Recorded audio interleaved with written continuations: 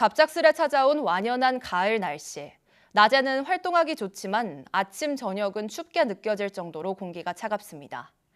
일교차가 15도 안팎까지 크게 나기 때문에 감기 같은 호흡기 질환과 심혈관 질환이 생길 우려도 큽니다.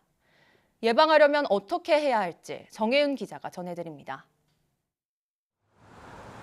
가을이 점점 깊어지는 10월. 아침 저녁 기온이 10도 안팎까지 내려가고 일부 지역에서는 서리와 얼음이 생깁니다. 하지만 한낮에는 25도 가까이 기온이 오르면서 일교차가 크게 나타납니다. 이번 주 서울은 일교차가 10도 안팎으로 예상되지만 파주와 철원, 거창 등 일부 지역은 아침 기온이 한 자릿수로 내려가 아침과 낮의 기온차가 무려 15도 가까이 나겠습니다.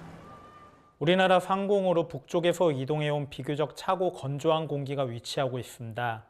당분간 전국 대부분 지역에 구름만 다소 지나는 가운데 아침 저녁 기온이 10도 안팎까지 떨어지며 일부 지역 같은 경우는 일교차가 15도 안팎까지 크게 벌어지는 곳이 많을 전망입니다.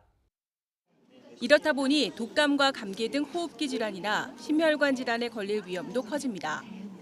면역세포의 기능이 떨어지면서 여러 가지로 이제 몸에 그 면역 시스템에 문제가 생기는 것으로 알려져 있습니다. 가장 많이 발생하는 증상은 호흡기 증상하고 그다음에 또 심혈관 증상이 있을 텐데요. 그 온도를 잃기 쉬운 머리랑 몸을 좀 따뜻하게 하시는 게 중요합니다. 기온이 떨어지는 아침과 저녁은 모자를 쓰거나 얇은 옷 여러 벌로 체온 조절을 해주는 것이 좋습니다.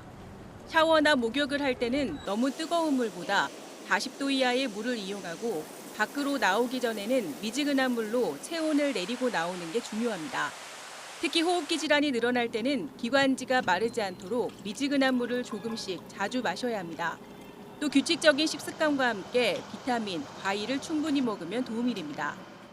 블루베리라든지 이런 류의 과일을 섭취하시면 좋고 또한 신선한 채소를 가능하면 몇 끼 섭취해 주시면 좋습니다. 그리고 견과류나 이제 우리가 그 등푸른 생선처럼 단백질이나 이제 오메가3 등의 이제 지방산이 풍부한 음식을 드셔주시면 좋고. 전문가들은 일교차가 큰 가을에도 규칙적으로 운동하는 것이 좋은데 너무 이른 새벽보다 해가 뜬 뒤인 오전 10시 이후 하루 30분 이상, 일주일에 3번 이상 하는 것이 좋다고 조언했습니다. YTN 정혜윤입니다.